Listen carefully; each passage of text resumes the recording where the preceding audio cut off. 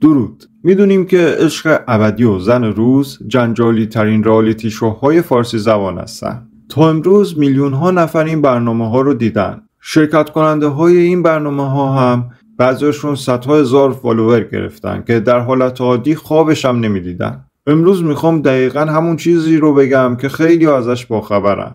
حتی خیلی از شرکت کننده هایی که توی این برنامه ها شرکت کردن میدونن حقیقت چیه، ولی کمتر کسی جرأت میکنه حقیقت رو بگه. حقیقت اینه که این برنامه ها نه تنها غیر قانونی و بدون مجوز توی ترکیه ساخته میشن، بلکه با یه تبانی عجیب بین شرکت های ترکیه‌ای و بعضی مقامات محلی دارن به فرهنگ ما به خصوص نوجوان هامون آسیب جدی میزنن. خوب این ویدیو رو گوش کنید چون قراره همه چیز رو از 0 تا 100 توضیح بدم. هیچ کدوم از این دو برنامه یعنی عشق ابدی و زن روز در نهاد رسمی رسانه‌ای ترکیه یعنی آرتورک ثبت نشدن. شرکت سازنده عشق ابدی چنین اسمی داره. برنامه زن روز هم زیر مجموعه یه شرکت دیگه است. این شرکت ها عمدن برنامه رو ثبت نمی‌کنن چون نمیخوان مالیات بدن و مهمتر از اون نمیخوان زیر نظر روانشناس، وکیل یا هیچ نهاد دیگه‌ای باشن. یکی از شرکت کننده های زن روز به اسم فریحا به تازگی در مورد این برنامه یه افشاگری هایی کرده که در ادامه میخوام حرفاش رو بررسی کنم. یه آف دادن بهمون، یه آنترکت دادن بهمون ما بین ضبط. دوباره من اومدم بیرون دیگه شروع کردم ترکی و فارسی و دیگه یکی فقط با من میگرفت ساکتم میکرد. گفتم شما مگه اینجا ما حیوانیم دور از جون رباتیم؟ این چه رفتاری شماها دارین؟ مگه برنامه زنده است؟ همه اینا که براتون تعریف کردم و همه رو اونجا با سر صدا و ناراحتی همه رو گفتم، اعتراضمو کردم. اینا گفتن نه حالا چیزی نشده، حالا باهات صحبت میکنیم. گفتم اصلا امکان نداره دیگه من اینجا بمونم، برنامه الان تمام شه من میرم، نمیمونم. اینا فکر کردم من واقعا هم شوخی میکنم، میرم. گفتم شماها بچه‌ها رو قاچاق اینجا دارین کار میکشونین، ازشون اجازه کار نگرفتین، به اسم قرارداد نوشتین هفته‌ای نمیدونم فلان قدر جریمه، نه اینقدر جریمه. دلیل اینکه آمبولانس نتونستی وارد برنامه بکنی به خاطر اینکه اجازه کار نگرفتی برای بچه‌ها. ببینید من این حرفا رو زدم، برنامه تموم شد و کلا یه نفر تو ویلا نمون جز بچه‌ها، پوت شدن کلا رفتن تو زمین. یه نفر نباید اونجا جواب منو میداد. چرا؟ چون آمبولانس بگم بیاد، آمبولانس مال دولت دیگه، به گوش دولت برسه اینا به دولت باید مالیات پرداخت کنه. اینا بر بچه بر کسی که اونجا کار میکنه اجازه کار نگرفتن. این حرف خانم فریحا به نظر درست میرسه چون چند تا دیگه از شرکت کننده ها هم این حرفا رو تایید کردن که عوامل برنامه زن روز اجازه نمیدادن که آمبولانس وارد ویلا بشه. چون این برنامه در سازمان رسمی رسانه‌ای ترکیه ثبت نشده بود، اگه آمبولانس یا سایر نهادهای خدماتی به اونجا می اومدن ممکن بود سوال پیش بیاد که این همه آدم و گروه فیلمبرداری اینجا چیکار میکنن. بعد اوضاع لو میرفت و این فیلمبرداری غیر مجاز و بدون مجوز به گوش دولت میرسید. چنین چیزی در ویلای عشق ابدی در فصل دوم اتفاق افتاد. یه جایی حال یکی از شرکت کننده ها خیلی بد میشه و نیاز به آمبولانس میشه که عوامل برنامه به اورژانس تماس نمیگیرن و به جای آمبولانس با خودروی شخصیشون رو به مرکز درمانی میبرن. سر اینکه وسیله خب ویلا یه جای خیلی دوره، یعنی اونجا نه مارکتی هست که خیلی بخواد نزدیکش باشه، نه رستورانی هست، نه اینکه رفت آمد خیلی راحت و اینا، واقعا سخته.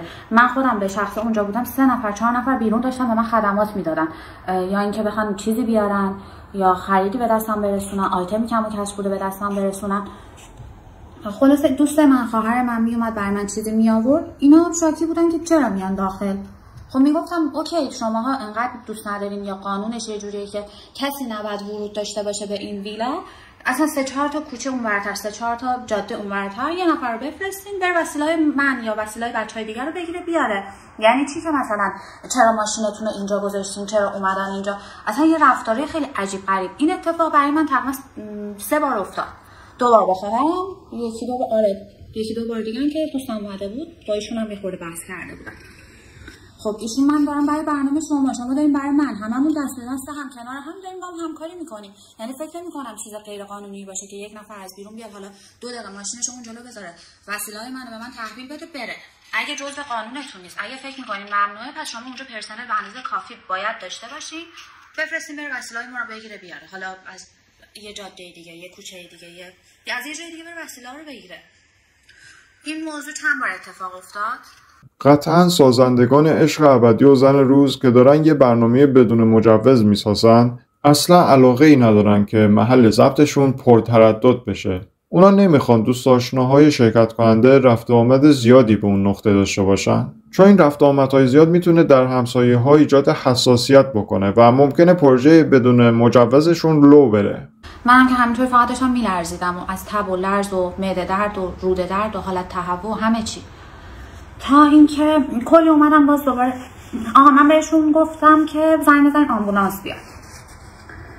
اینا اول به ما نگفتن که ما نمیتونیم زنگ بزنیم آمبولانس بیاد. منم خب حالم بده دیگه، اصلا هر کی دیگه هم باشه تو اون تایم به خیلی چیزا فکر نمی‌کنه، یعنی قدرت فکر کردن نداری که بخوای فکر کنی. دوست من رسید و ایشون هم مجدد بهشون گفته بود که بگین اورژانس بیاد. اینا گفته بودن که نه ما نمیتونیم بگیم اورژانس بیاد. حالا دلیل اینکه نمیتونن بگن اورژانس هم بیاد میام الان بهتون میگم. خلاصه به من چند تا باز مسکن دادن، دارو دادن، قرص دادن، ویتامین. آخه تا کجا ویتامین و دارو خودش مسمومیت دارویی ممکنه من اونجا بگیرم، چرا مثلا بدون تشخیص پزشک میان دارو به ما میدین؟ من خودم صبح بیمارستان بودم، به اندازه کافی دارو خوردم، ویتامین خوردم، اکسترا میان ویتامین میدین، دارو میدین. چرا فکر میکنین با دارو بیشتر خوردم من میتونید مثلا حال من خوب بشه؟ و شما اونجا موظفی زنگ بزنی، حالا اورژانس نگفتی زنگ بزنی یه دکتر بیاد. اینا گفتم ما زنگ میزنیم دکتر خصوصی بیاد. از این مرد من 2-3 تا قرص دادن، ویتامین دادن، این اون تا وقت ساعت فکر کنم 2 به ما گفتن دکتر تو راه داره میاد. ساعت 4:30-5 گفتن که دکتر کنسل کردیم به خاطر اینکه خیلی گرون میشده، پول هزینه دکتر خصوصی خیلی زیاد میشده، کنسل. اینو گفتن، یعنی من واقعا من بعدش فهمیدم اینو گفتن، اون لحظه نفهمیدم، کاش اون لحظه میفهمیدم. گفتم یعنی چی شماها دکتر رو کنسل میکنین که پولش زیاد میشه؟ اصلا همچه اجازه ای نداره، همچه حقی نداره. شما موظفین 24 ساعت دکتر نه یه پرستار حداقل توی ویلا بذارید، 70-80 نفر اونجا آدم داره کار میکنه، پله‌های باریک، کفشای پاشنه بلند. چقدر بچه‌ها خوردن زمین زانوهاشون نابود شد، یا کلی مثلا فشارا افتاد، تپش قلب بود، پنیک شدیم، هزار تا اتفاق افتاد. شما یه نفر نباید اونجا بذارین حداقل بتونه با این چیزا سر در بیاره، یه پرستاری باشه، یه دکتری باشه، بدونه یه سرومی بزنه، یه فشاری بگیره، یه کاری باید اون یه نفر اونجا باشه. به من گفتم ما دکتر رو کنسل کردیم چون پولش زیاد میشده.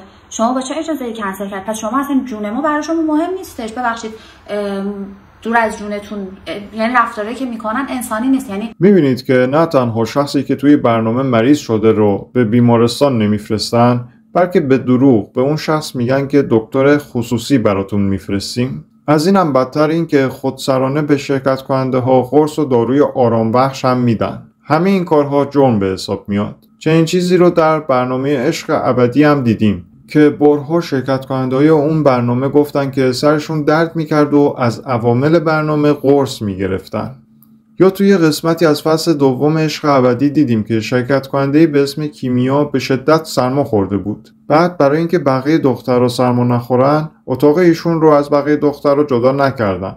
علاوه بر این، همونطور که از تصاویر مشخصه، در اتاقی که محل خواب و استراحت چندین دختر کنار به کنار همه، به این دختر سرم زدن و این دختر دوران بیماری رو همونجا در ویلا میگذرونه. حالا اینکه کیمیا در اون چند روز بیماریش به مرکز درمانی انتقال داده نشده به کنار، برای من جای سوالی که اون سرم رو چه کسی برای کیمیا زده؟ با این روند غیرقانونی و بدون مجوز این برنامه، بعید نیست که سازنده‌های برنامه از شخص آماتور برای این کار استفاده کرده باشن.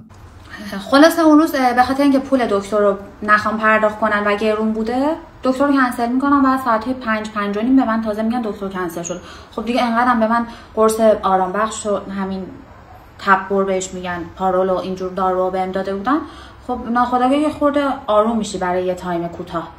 و منم چون دوست داشتم توی برنامه شرکت کنم، به خاطر همین عکس از گذشته و کانسپتش تمام سعی کردم کردم، وارد برنامه شدم. تقریبا سعی کردم یه نیم ساعت 40 دقیقه هم حتی بودم دیگه. اومدم جامو با عطیه جام فکر کنم بود عوض کردن و اینا. من دیگه نتونستم واقعا تحمل کنم، از ویلا اومدم بیرون. اومدیم بیرون که مستقیم رفتیم بیمارستان و اونجا هم باز مجدد براشون ازم پرسیدن حالا چطوره، بهتری. عکس فرستادم، راپورمو فرستادم، مدارک پزشکیمو براشون ارسال کردم. تا صبح بیمارستان بودم، اومدم دوباره لرز کردم، دوباره رفتم بیمارستان. در عجبم چند هزار دنبال کننده چه ارزشی داره که این شرکت کننده ها چنین عذابی به خودشون دادن؟ حتی هنوز برنامه‌ام شروع نشده. اصلا گیرم برنامه‌ام شروع شده. من بهشون میگم مگه برنامه زنده، برنامه جاندیه، برنامه ریاست جمهوری سچیمش که شماها دارین این رفتار رو میکنین؟ یه دونه ویدیو دارین برای یوتیوب میگیرین. اصلا شاید یه مشکل شخصی برای من اون لحظه پیش اومده، من لازمه برم سرویس بهداشتی. شما برای چی این کارو میکنین؟ مگه ما اینجا ببخشید زندانیم، حبسیم؟ این چه رفتار ناعادلانه، رفتار غیر انسانی، واقعا غیر انسانی. یعنی من هر دفعه یادم میاد انقدر عصبانی میشم، ناراحت میشم. تو به چه حقی اجازه نمیدی من برم دم در؟ شاید من اصلا اون لحظه باید یه چیزی میگرفتم از ایشون. من اجازه ندادم هیچی وارد برنامه کردن. اصلا دیدی بعضی وقتا انقدر مغزت هنگ میکنه، یه لحظه نمیدونی باید چیکار کنی، اون لحظه قدرت تصمیم گیری نداری. اگه مطمئنا الان فکر میکنم میگم خب من چرا واقعا گوش کردم به حرفشون؟ نمیرفتم، چیکار میخواستم بکنم؟ اولا برنامه زنده نیستش، برنامه اصلا زنده هم برنامه جانی هم باشه مهم نیستش. یعنی خودم مهمترم دیگه. هر جور رفتاری اجازه میدیم باهامون بکنن، به چه قیمتی؟ و الان فکر میکنم میگم خب تو چرا، به خودم میگم چرا واقعا همون لحظه قبول کردی وارد برنامه شدی؟ میگم انقدر فشار میارن بهمون که ناخودآگاه اصلا کاراتو خودت اون لحظه نمیفهمی، فکر میکنی مثلا اون کار رو درست انجام بدی یا باید مثلا به حرف اینا بکنی، نمیدونم، اصلا متوجه نمیشه. قطعا اون افرادی که چنین برنامه‌هایی میسازن خودشون مجرم‌های حرفه‌ای هستن. جوانی که میدونه انجام کاری در اون برنامه اشتباهه، اینقدر دستکاری روانی روی اون جوان انجام میدن که به طرف اون اشتباه بره و همون کاری رو انجام بده که سازنده‌های برنامه میخوان.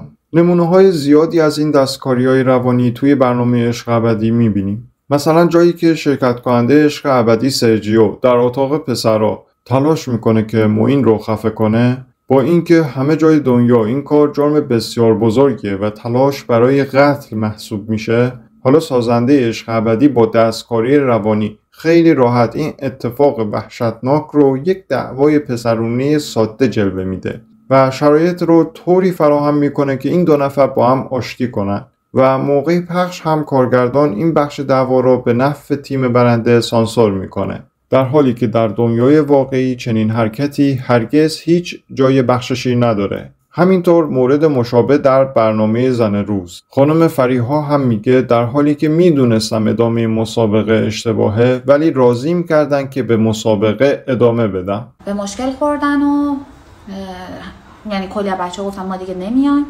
کارگردان امشب اعلام میکنه فردا فینال میشه، تموم میشه برنامه. یعنی انقدر که همه اذیت شدن، انقدر که ناعدالتی، بی‌عدالتی، بی احترامی، توهین، همه این اتفاق افتاد. خب قطعا میگم کارگردان یا عوامل پشت صحنه هیچ وقت نمیان خودشونو خراب کنن بگن ما کاری کردیم که باعث شده شرکت کننده اینجا دووم نیارن برن. آیلین رفت، سحر توی فصل اول رفت، دیگه نمیدونم که من رفتم. خب مطمئنم حالا اونا خودشون هم توضیحاتشون رو دادن و بعد از اینم میدونم چند نفر دیگه هم توضیحاتی دارن میان میگم بهتون.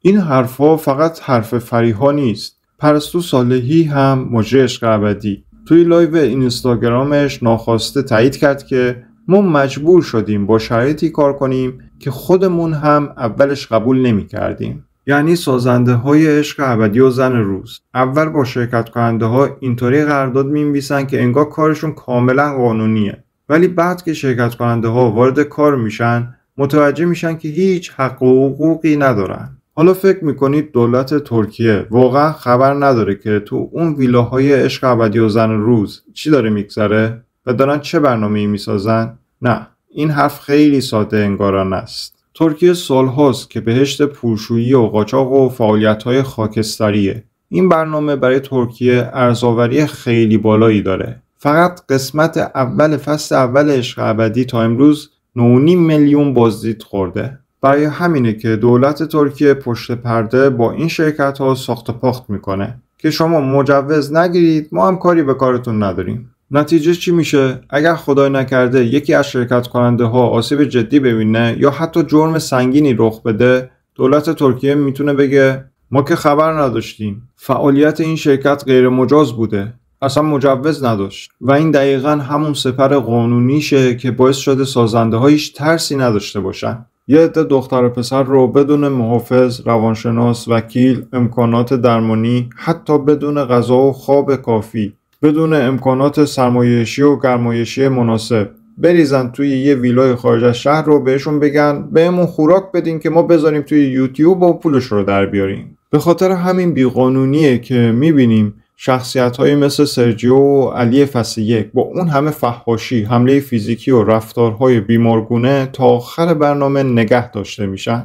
اگه این برنامه زیر نظر سازمان رسانه‌ای ترکیه یعنی آرتوک یا هر نهاد دیگه‌ای بود، بعد از اولین فحش سنگین رکیک یا اولین درگیری فیزیکی مجبور میشدن فرد خاطی رو حذف کنن. ولی الان نیازی نیست به جای جواب پس بدن. دارن ویو میگیرن و خوشحالن. سرجیو الان بالای 100,000 دنبال کننده داره و داره قرص لاغری تقلبی میفروشه. علی و زهرا هم بعد از برنامه اعتراف کردن که رابطه‌شون نمایشی بوده برای بردن جایزه. ولی کسی نمیتونه ازشون شکایت کنه چون دولت ترکیه میگه ما مسئول نیستیم، این برنامه اصلا مجوز نداشت. حالا برسیم به مهمترین بخش. این برنامه ها دارن با باورها و رفتارهای نوجوانهای ما چی کار میکنن؟ حسادت، دروغ، فحاشی، زنستیزی، حمله فیزیکی و غیره، همه اینها داره عادی سازی میشه. وقتی یه نفر در برنامه فحشای رکیک میده و بقیه به جای قطع ارتباط باهاش ادامه میدن، وقتی عوامل به جای حذف فرد متخلف بهش بیشتر تریبون میده چون گروهی با رانت و پول وارد برنامه شدن، نوجوان 14-15 ساله‌ای که این رو میبینه توی ذهنش ثبت میشه که آره این رفتارها قابل بخششه. جامعه شناس ها میگن این نوع برنامه ها دارن توهم سازی رابطه میکنن. یعنی جوان فکر میکنه رابطه عاطفی یعنی همین درام ها، خیانت ها، فحاشی های روزانه. نتیجه چی میشه؟ عادی سازی حسادت، دروغ، خشونت کلامی و زنستیزی و مهمتر از همه چند صد هزار نوجوان که الان گروهی از شرکت کننده ها رو الگوی خودشون کردن و بدتر از همه این ویدیوها تا ابد توی یوتیوب میمونن. نوجوانهای نسل بعدی و نسل بعد از اون هم قراره همین رفتارها رو ببینن و فکر کنن عادیه دیگه. کلام آخرم اینه که این برنامه ها فقط سرگرمی نیستن. اینا یه پروژه حساب شده هستن که دارن از خلأ فرهنگی و محدودیت‌های ایران سوء استفاده میکنن. این برنامه ها با همکاری پنهان برخی نهادهای ترکیه‌ای ساخته میشن. این برنامه ها دارن الگوهای مریض رو برای نسل‌های آینده ما عادی سازی میکنن. ما نباید در برابر این سیاهی و دشمنی سکوت کنیم. لطفاً این ویدیو رو برای هر پدر مادر، هر معلم، هر نوجوانی که میشناسید بفرستید. تا وقتی که ما ساکت باشیم، سازنده های این برنامه ها با خیال راحت به کارشون ادامه میدن. لطفاً برنامه هایی مثل زن روز و عشق ابدی رو از یوتیوب نبینید. ویوی این برنامه ها رو بالا نبرید. اگه خیلی کنجکاوید که قسمت بعدیش چی میشه، از تلگرام ببینید. صفحات اینستاگرام و یوتیوب این برنامه ها رو بلاک کنید. هر شرکت کننده‌ای که رفتار خارج از عرف جامعه و خارج از قوانین انجام میده رو بلاک کنید. به دوستا و آشناهاتون توصیه کنید که توی این برنامه ها شرکت نکنن. اگه هممون با همین کارا رو بکنیم، جلوی ساخت این برنامه ها رو میگیریم. اگه با حرفام توی این ویدیو موافق هستید، حتما این ویدیو رو لایک کنید. برای اینکه صدای این هشدار بیشتر و بلندتر شنیده بشه، لطفاً کانالم رو سابسکرایب کنید. از اینکه تا آخر ویدیو رو گوش دادید سپاسگزارم. خدا نگهدار.